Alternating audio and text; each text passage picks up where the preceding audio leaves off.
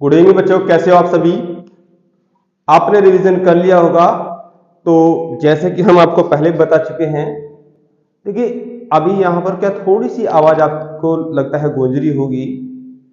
और आवाज गूंजने का कारण ये है कि अभी अभी इसका जो स्टूडियो का है, स्टूडियो सेटअप कराया है, तो थोड़ा सा फिजिक्स के रूल के हिसाब से यहाँ वॉइस ज्यादा है। मैं थोड़ा सा इसको कम करने की कोशिश करता हूँ। चलिए, थोड़ी सी आवाज कम हुई होगी। आइए स्टार्ट करते हैं आपका आज का लेक्चर। तो जैसे कि हमने आपको पार्ट 3 में पूरा जो है केंद्र शासित ये तुम्हारा स्टेट कवर करा दिए थे। तो ये लेसन 1 ही है। इसका लेसन 1 का नाम है जियोमॉर्फोलॉजी। ठीक है, पार्ट 4 लेकर आए हैं आपके लिए। क्या लेकर आए हैं? पार्ट 4। ठीक है, तो पार्ट 4 में आज आपका जो टॉपिक है वो क्या है? भारत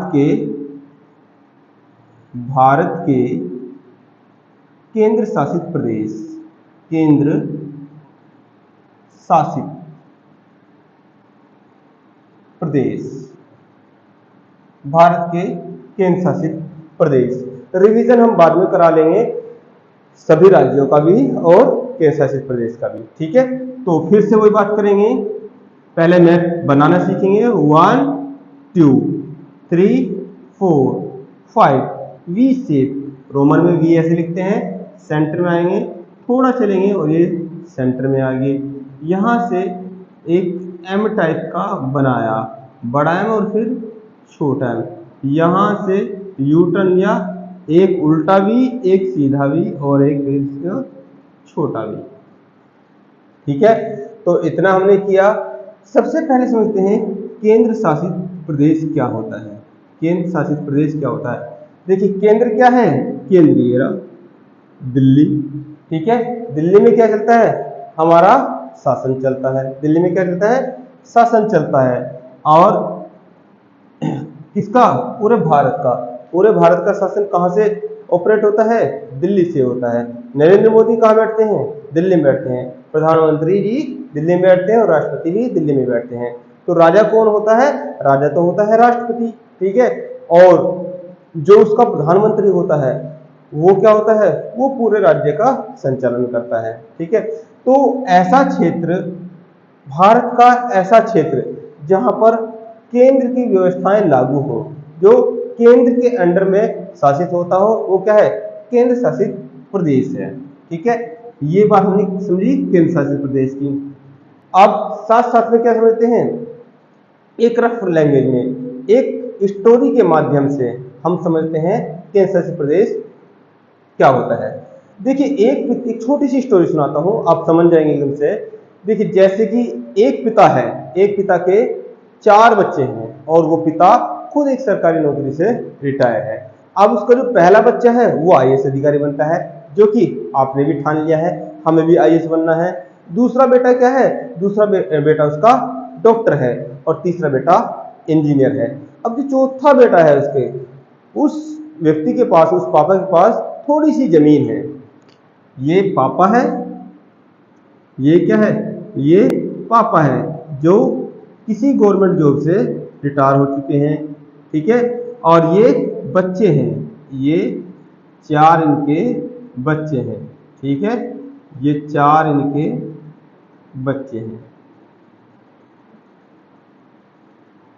ये 3 और ये चौथा बच्चा है इनका। ठीक है, ये 4 इनके बच्चे हैं। अब ये क्या है? ये तो आईएएस अधिकारी है। ये क्या है? ये डॉक्टर है। और ये क्या है? ये इंजीनियर है। और थोड़ी सी जो जमीन पापा के पास है, तो उसको क्या है? उस पर ये सर्वाइव करता है, ये फार्मर है। ठीक है, ये फार्मर है। अब हुआ क्या? एक फंक्शन हुआ, एक फंक्शन हुआ।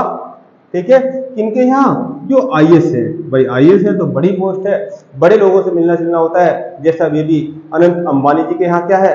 अनंत अंबानी जी के यहाँ जो उनके बेटे की शादी है, तो सारी फिल्म इंडस्ट्री, जितने बड़े बड़े लोग हैं, जितने वीआईपी लोग हैं, सारे आए। तो इसी प्रकार से आईएएस अधिकारी भी एक वीआईपी कैटेगरी के अंतर्गत आता है। ये शासनिक रूप से वीआईपी होता है। तो अब आईएएस अधिकारी के यहाँ एक फंक्शन था।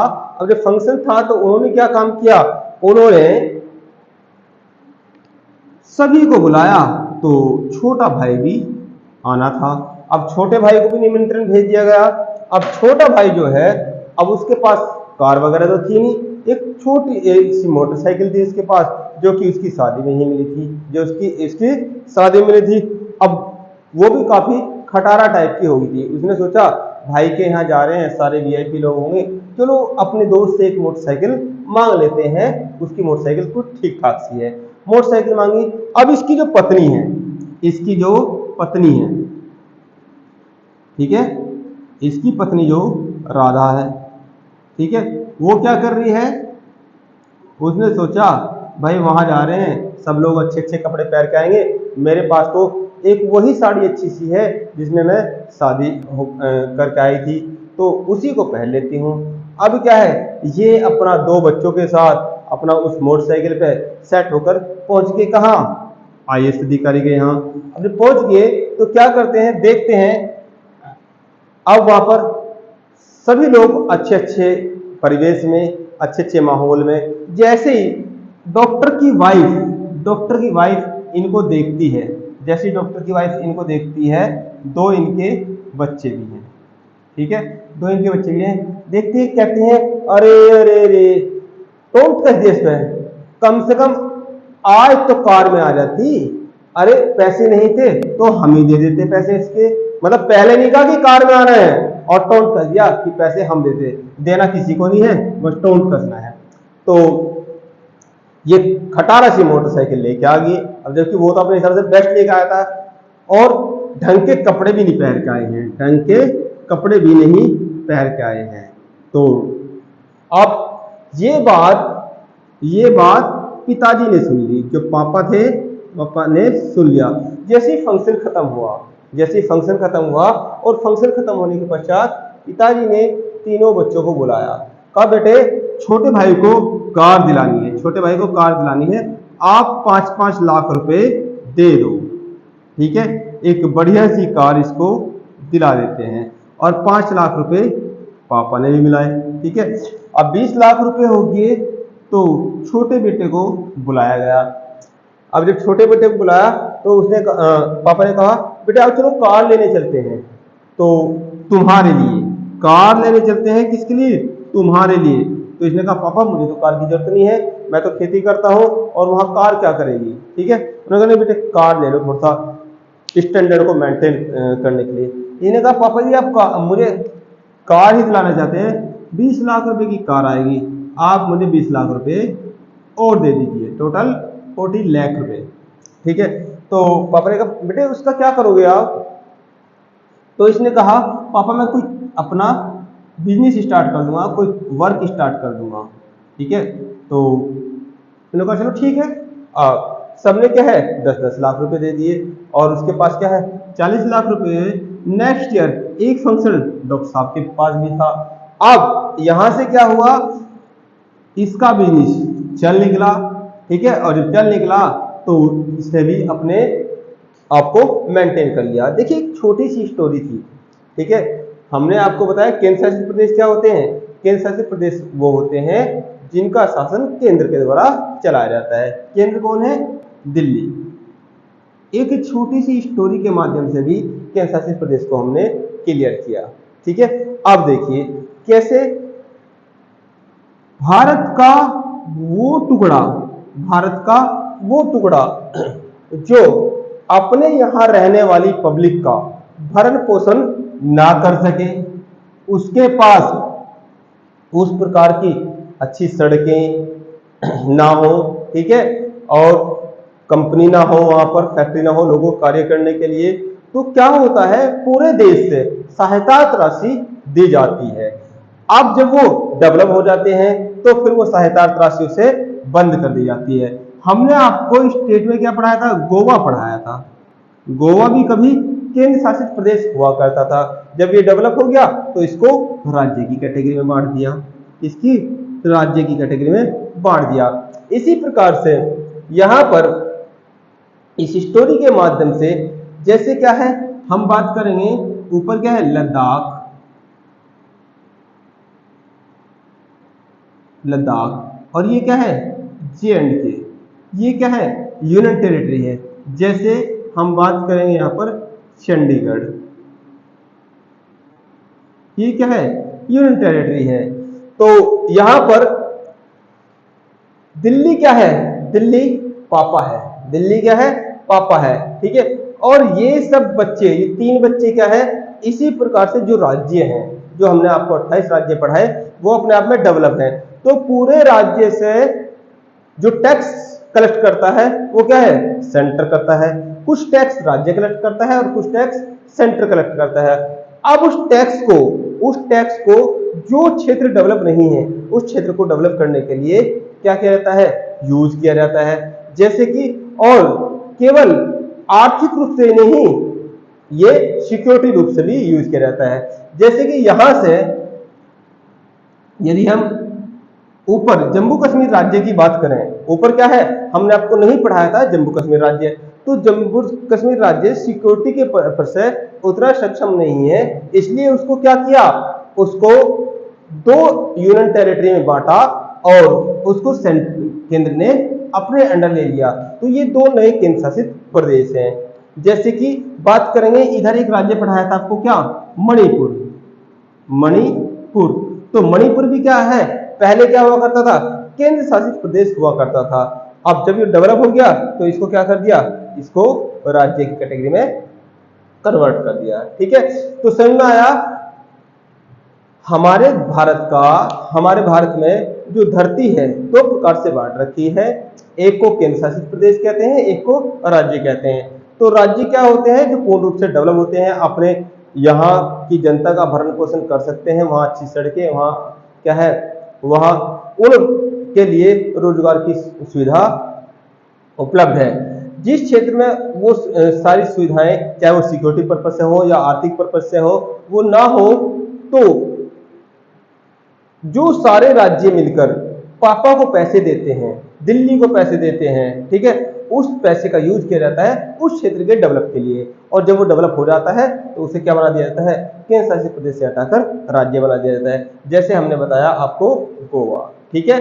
तो ये हमने एक छोटी सी स्टोरी के माध्यम से आपको केंद्र शासित प्रदेश क्लियर कराए, केंद्र शासित प्रदेश क्या होते हैं, ठीक है। आइए अब स्टेप बाय स्टेप सारे केंद्र शासित प्रदेश की लोकेशन को भी क्लियर कर लेते हैं। चलिए, देखिए, सबसे ऊपर अभी हाल ही में 2019 में ही सबसे ऊपर एक राज्य हुआ करता था। ये लाइन नहीं थी, क्या था, पूरा जम्मू कश्मीर था। अब क्या है, 2019 में मोदी जी ने धारा 370, अब ये धारा 370 क्या है, ये हम पढ़ेंगे संविधान में, ठीक है। आपको टोटल 7 सब्जेक्ट पढ़ाने हैं इसके अंतर्गत, और एडिशनल है टोटल 11 है। तो आर्टिकल बोलते हैं। तो ये धारा 370 मोदी जी ने हटाई है, किसके द्वारा, रीऑर्गेनाइज एक्ट के द्वारा, रीऑर्गेनाइज एक्ट के द्वारा। साथ में लिखते हुए चलेंगे, नोट्स बनाते हुए चलेंगे, ठीक है। अभी तक आपको क्लास को समझाया जाता है कि शासित प्रदेश क्या होता है। अब यहां से रीऑर्गेनाइज एक्ट के द्वारा धारा 370 को हटाया गया और इससे 2 यूनियन टेरिटरी बनाए गए, यूनियन टेरिटरी 1, ठीक है, यूनियन टेरिटरी 2। तो सबसे ऊपर 2 केंद्र शासित प्रदेश हैं। केंद्र शासित प्रदेश टोटल कितने हैं, केंद्र शासित प्रदेश टोटल कितने हैं, केंद्र शासित प्रदेश 2014 से पहले कितने थे, 7 थे, ठीक है। उसके बाद 2019 में कितने बनाए गए, 2 बनाए गए, ठीक है। कितने होने चाहिए, 9, लेकिन 9 नहीं है, ठीक है। अब नहीं है, क्यों नहीं है, इसके विषय में बात करेंगे। तो यूटी 1 है, ये यूटी 3 है, यूनियन टेरिटरी 3 है, और ये क्या है, यूनियन टेरिटरी 4 है। क्लियर, 4 केंद्र शासित प्रदेश क्लियर हुए, 1 2 3 4। पहला कौन सा है, सबसे ऊपर लद्दाख, फिर उसी का एक पार्ट था मतलब पूरा क्या है, जम्मू कश्मीर था, तो जम्मू कश्मीर और ये लद्दाख। तो पहला और दूसरा, पहला लद्दाख, दूसरा जम्मू कश्मीर। तीसरा है चंडीगढ़, ठीक है, तीसरा क्या है, चंडीगढ़, ये 30 नहीं 3 है, ठीक है, चंडीगढ़। और चौथा क्या है, दिल्ली। देखिए थोड़ा सा नीचे को आते हैं तो यहाँ पर एक क्या था, दादर नागर हवेली, दादर नागर हवेली। ये कैसा प्रदेश था, दमन दीव, दमन दीव, ये कैसा प्रदेश था, ठीक है।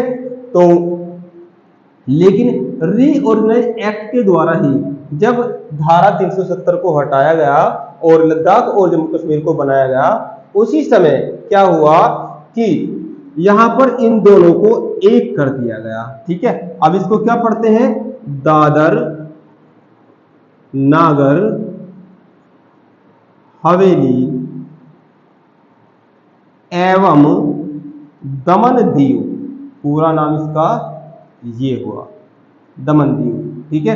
तो ये 5वें नंबर का, ये क्या हुआ, 5वें नंबर का केंद्र शासित प्रदेश है, ठीक है। 6 नंबर का, देखिए यहां पर मैंने आपको एक राज्य पढ़ाया था केरल, ठीक है, और यहीं से लगा हुआ क्या है, तमिलनाडु, टन टन टन टन टन टारा, ठीक है, और इसके ऊपर ये आंध्र प्रदेश, एनडीपी।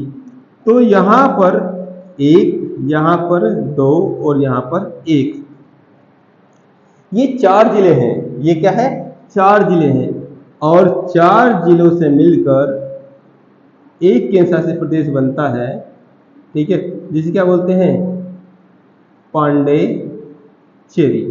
पहले इसको पांडेचेरी बोलते थे, अब इसको क्या बोलते हैं, पुदुचेरी, ओब्लिक या पुदुचेरी, पुदुचेरी, ठीक है, पुदुचेरी। तो ये क्या हुआ, ये 6 नंबर का, क्या है, 6 नंबर का। अब 7 नंबर का हमने आपको बताया था, यहां पर क्या है, पानी है, यहां पर क्या है, पानी है, और इस पानी का नाम क्या है, अरब सागर। यहां पर भी पानी है, और इस पानी का नाम क्या है, बंगाल की खाड़ी, और यहां पर भी पानी है, इस पानी का नाम क्या है, हिंद महासागर, ठीक है। तो यहां छोटे छोटे ये टापू टाइप के हैं, ठीक है, इनको क्या बोलते हैं, द्वीप बोलते हैं। तो लक्षद्वीप, लक्षद्वीप, ये आपका 7वें नंबर का, 7वें नंबर का केंद्र शासित प्रदेश है। और यहाँ पर इसी प्रकार से बहुत सारे द्वीप हैं, इन सब द्वीपों को मिलाकर क्या बोलते हैं, अंडमान, अंडमान निकोबार द्वीप समूह, द्वीपों का समूह है, ठीक है। तो ये क्या है, ये 8वें नंबर का, ये क्या हुआ, 8वें नंबर का केंद्र शासित प्रदेश है। तो 7 + 2 = 9 होना चाहिए था, लेकिन -1 दमन दीव को मिलाकर 1 किया गया, तो = 8। कभी भी आपसे पूछेगा केंद्र शासित प्रदेश कितने हैं, तो आप बता देंगे क्या है, 8 है। जल्दी नोट कीजिए।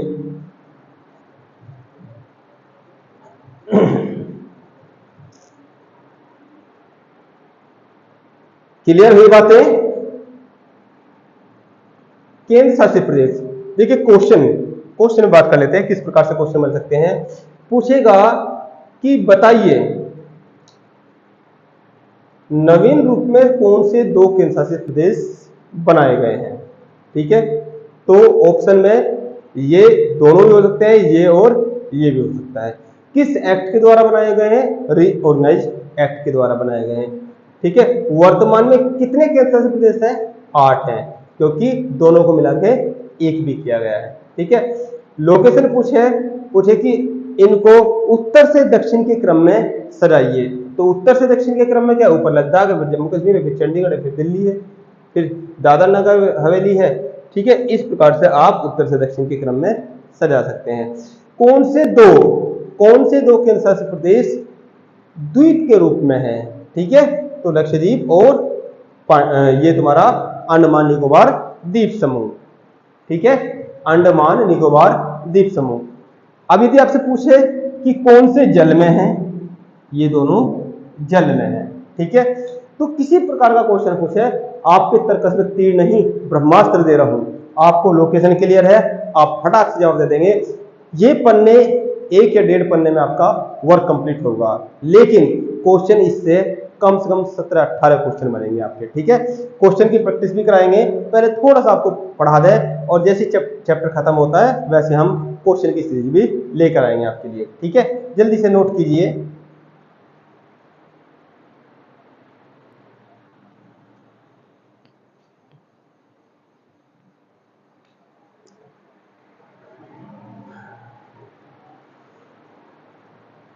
चलिए, अब मैं यहाँ पे हैंड टू हैंड आपका साथ साथ में रिवीजन करा देता हूँ। इसे थोड़ा शॉर्ट में लिख देते हैं। ये लिखा है दादर नगर हवेली एवं दमन दीव। ठीक है, यहाँ पर इसका एवं हम यहीं पे जोड़ देते हैं, एवं। ठीक है, अब ये तो रहे आपके केंद्र शासित प्रदेश, यहीं पर एक नक्शा बना देते हैं आपके राज्य से संबंधित। इसको मैं थोड़ा सा रफ कर देता हूँ। ठीक है, और ये डाल देते हैं यूनियन टेरिटरी, केंद्र शासित प्रदेश, ये आपका टॉपिक है। अब डाल देते हैं यहाँ पर क्या, स्टेट। तो 1 2 3 4 5 को रोमन में ऐसे